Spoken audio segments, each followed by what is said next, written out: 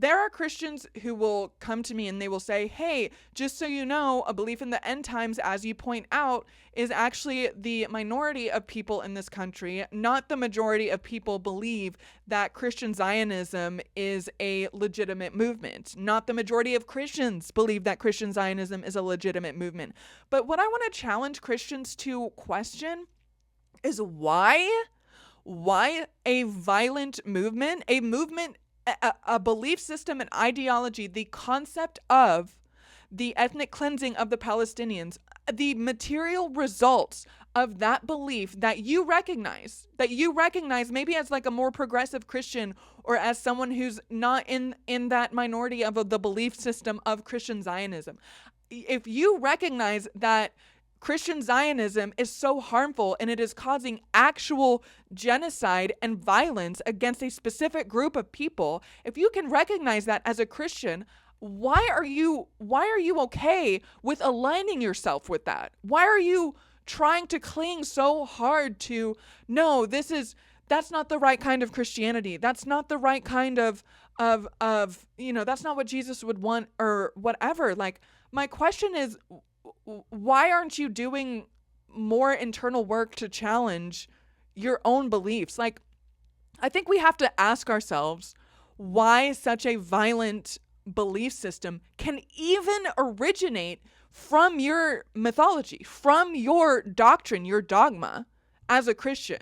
And I say that again as someone who grew up, has spent the majority of my life as an evangelical Christian. I spent somehow, even as a child, the majority of my life as a child as a Zionist, which is so sick and disgusting, because why was I getting preached to as a middle schooler to take a geopolitical stance in the first place, and also one that is explicitly based on violence and exploitation, right? So I have the experience of being a Christian Zionist, and I'm sorry. I'm not sorry. I am going to push back against Christians who will come into my chat, into my comment section and say, hey, not all Christians are Zionists. Like, that's actually a minority belief. And like, it's not representative of what Jesus would actually want.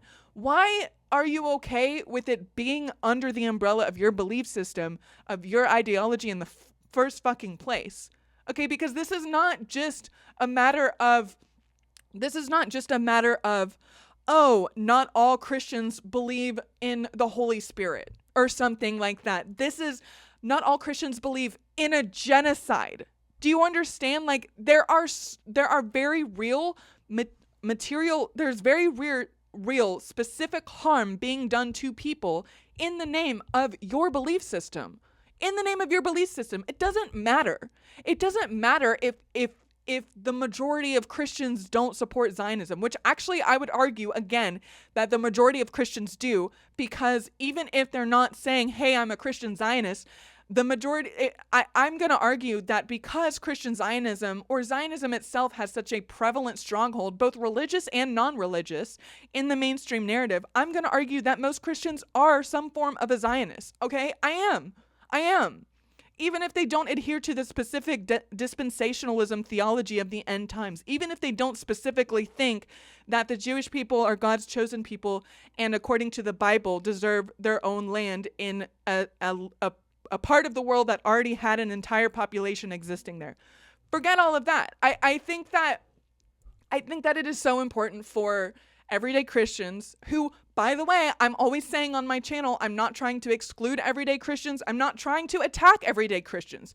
But if you are aligning yourself, if you are adhering to a label of a Christian, and you're out here trying so hard to justify your own beliefs and separate yourself from someone who makes the same claims as you as far as whether or not you're a Christian, and those people who have all of the political power and all of the financial power are out here causing very real violence against a people who were living on a land and then had forces come in and take that land from them, you have got to ask yourself why you are still aligning with that belief system in the first place. And that's not to say I'm necessarily blaming everyday Christians as if they are more at fault for the violence being done against the Palestinians, because I think that, if anything, they are the more manipulated group. I think everyday Christians, the reason that Christian Zionism is even a fucking thing, is that it even exists,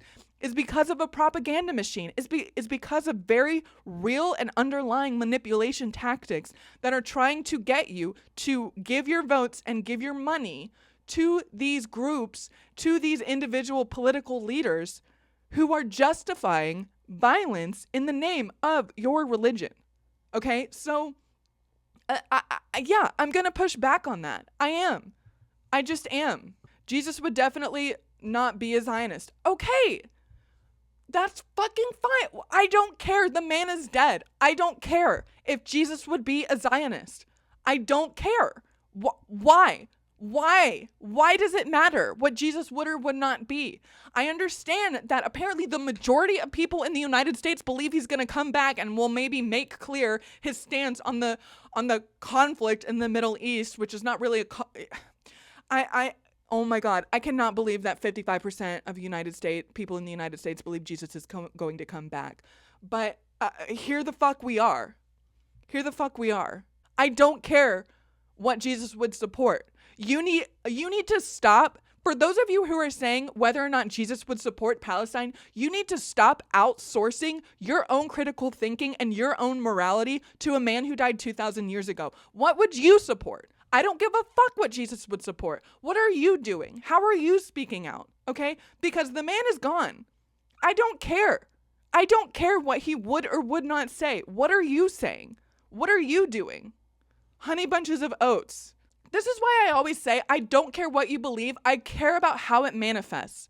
I don't care if you call yourself a Christian, I don't care if you're a Christian if you are actively speaking out against the harm done against the Palestinians. I don't care if you're a Christian if you are actively standing up for pro-choice and for women's reproductive rights. I don't care if you call yourself a Christian if you are doing the material work to move this society in a more progressive, inclusive, and human rights-centered reality for everyone, okay? And that's also the case for atheists. I don't care how accurate you are about society or reality. I don't care that you have gotten to this point. Congratulations, you don't believe in a God anymore. If you're not out here doing real work to help real people, I don't give a fuck. Yeah, okay, this is a great example of what I was just talking about. We are at the place where it all started. In the place of this mount, we thanks God.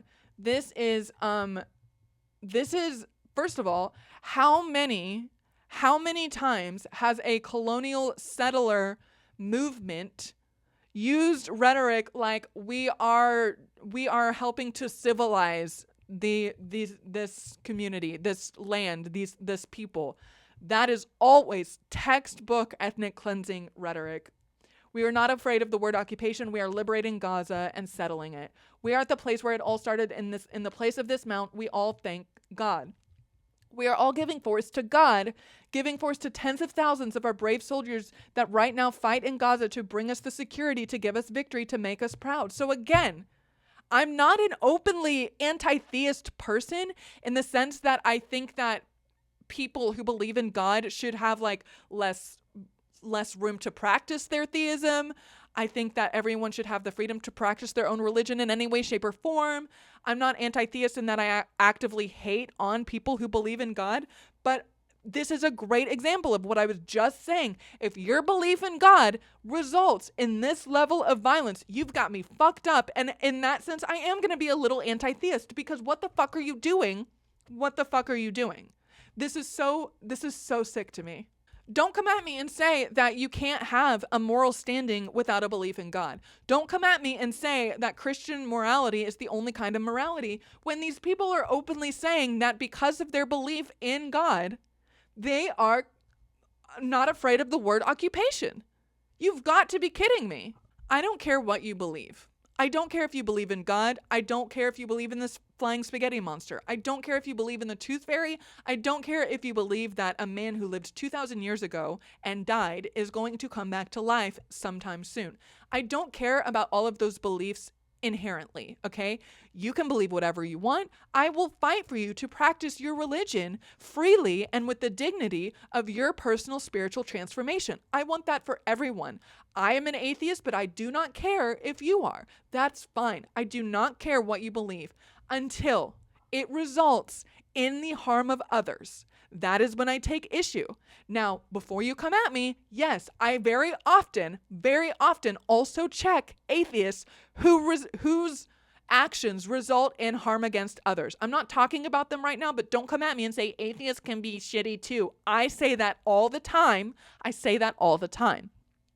What I'm talking about right now is you have to ask yourself, as a person of theist tendencies or a Christian of any kind, even if all you hold on to is the words of Jesus and the peace and loving nature of Jesus, you have got to ask yourself if you are actually doing all of the mental gymnastics internally, all of the cognitive dissonance and trying to be like, well, Jesus meant it like this, even though the Bible says it like this, but the majority of Christians are like this. If you are doing all of this constant manipulation of your own thought patterns just to justify your beliefs when the actual manifest results end up doing real harm to real people, I am begging you to break free out of it, because you are being manipulated so that your votes can prop up people who are doing harm. Okay? That's it. Your money, when you're donating to the church, you have got to ask yourself if that money is propping up the pastor who's a fucking millionaire. You have got to ask yourself, when you are donating money to the church, if you are in a megachurch and your pastor makes millions of dollars, even hundreds of thousands of dollars, you've got to ask yourself why you're doing that. To give him a private jet? To give him a nicer house? Because I guarantee you, when religious leaders, when pastors in the United States reach a certain threshold of economic prosperity, they are 100% at the very least, contacted by political party members, by Republican leaders, by even Democrat leaders. I guarantee it, okay? You have got to accept that. They are going to be approached. 90. This is not based on any fact that I have found. I guarantee 90%, bare minimum 90% of religious leaders in this country, once they reach that level of economic prosperity and are approached by political parties or political leaders or non-political but political, organizations, you feel me? When they are approached, I guarantee you they start working hand in hand with those political leaders to sway the votes, to sway where the money is going and all of that. You've got to ask yourself. I'm being so for real. I try so hard on this channel to stand up for everyday Christians and not let all of the atheists in my community attack everyday Christians. I always say we need to attack Christianity as a whole. We need to critique the institution and the ideology as a whole. But at the end, at some point, we're going to have some accountability talks.